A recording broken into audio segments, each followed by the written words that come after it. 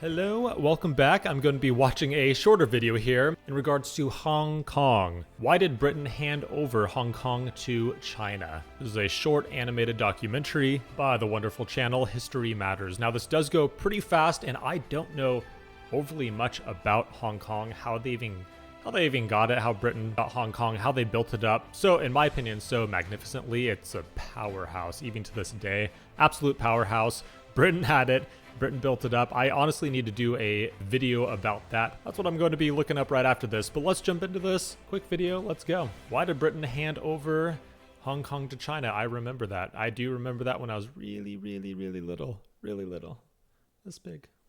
The handover of Hong Kong from British control to the People's Republic of China in 1997 is considered by many to mark the formal end of the British Empire. As many of you will know, Britain had acquired the island. Do you agree or disagree with that? Is that what you would consider as the end of the British Empire, Hong Kong handing over? And the lands around it during the Opium Wars against China. In 1842, Britain gained Hong Kong. In 1860, added Kowloon and Stonecutters Island to its possessions. And in 1898, Britain took out a 99-year lease on these lands too. Unlike the leased territories, Hong Kong and Kowloon were done so in perpetuity, and there was no legal requirement for Britain to return these lands to China. Which raises the question, why did Britain also hand over Hong Kong in 1997? First, a bit of context. Japan had briefly occupied Hong Kong during the Second World War, and whilst Britain had gotten it back from them in 1945, there was no guarantee that they'd keep it. After the Chinese Civil War ended in 1949 with a communist victory, there were concerns that it would invade, yet this never happened. Britain had hoped that the communist regime would eventually collapse and that the Republic of China, now solely in control of Taiwan, would end up running the country. Wow. As the Cold War progressed, the communist government's position became much more secure, whereas Britain's international position declined as its empire disintegrated. As the end of the 99-year lease approached, Britain's previous position of "we don't deal with communists" became much more untenable. When Margaret Thatcher became Prime Minister in 1979, she had very little choice except to engage with the Beijing government. The two positions both sides took were pretty clear. China wanted it all back in 1997, and that was final. Britain was content to hand back the new territories, but wished to continue administering Hong Kong with Chinese permission. China said no. Negotiations between both sides were pretty heated at points, with the Chinese Premier Deng Xiaoping telling Thatcher that he could simply invade and conquer the island anytime he wanted to, and there would be nothing that she could do about it. Once again, I was too small when this all happened. I don't know what happened. And this was my first time learning a lot about this, so I'm just very quiet. But if you lived through this and you are British, what was it like around this time? Just seeing this going on, I can't imagine. I look back at the Falkland Islands, for example, and just kind of some news footage and just kind of, you get the feel of the British at the time about the whole war. Things were kind of crazy at the time. It was very interesting to me. But I'd like to know from you what it was like around this time. What were you seeing on the news, how they portrayed it?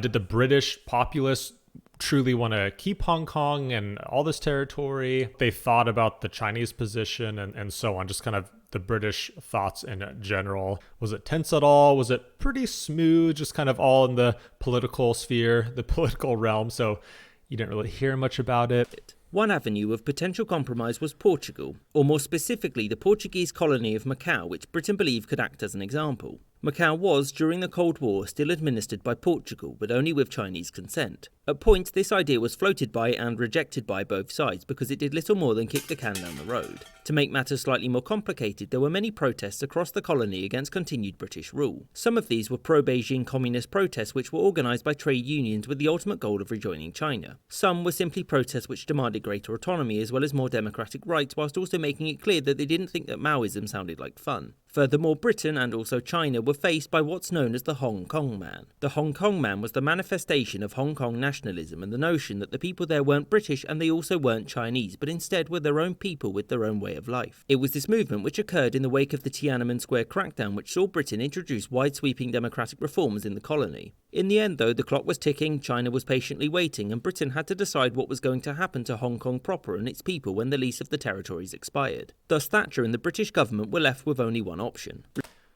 Better yet, if you're from Hong Kong or been to Hong Kong before, after, what it's like there now, what it was like there before, what the people thought. I couldn't imagine if you wanted to stay with the British, for example, and you live in Hong Kong, your family's there, you have this whole, like they said, you have your own culture there, I could only imagine. And to see, decades down the road now, many years down the road now, what's kind of happening to Hong Kong. Yeah, I couldn't imagine, but those would be good stories as well. Retreat from China, since there was no hope of them retaining it under any circumstances. As such, Britain conceded to China's demands and pledged to return the island to China, but in doing so they wanted certain guarantees. In the end, China agreed to maintain Hong Kong's capitalist economic system and its people's rights and privileges for at least 50 years. And for Britain, this was frankly as much as it was ever going to get. After the Second World War and the decline of British influence, the future of Hong Kong was decided in Beijing, not London. The Chinese government had to do nothing but wait for 1997 to come around, whilst making it clear that all of Britain's territories in the region would be returned. Britain could neither negotiate any continuation of sovereignty nor could it defeat a power half a world away. And in the end, Britain handed over Hong Kong for one simple reason: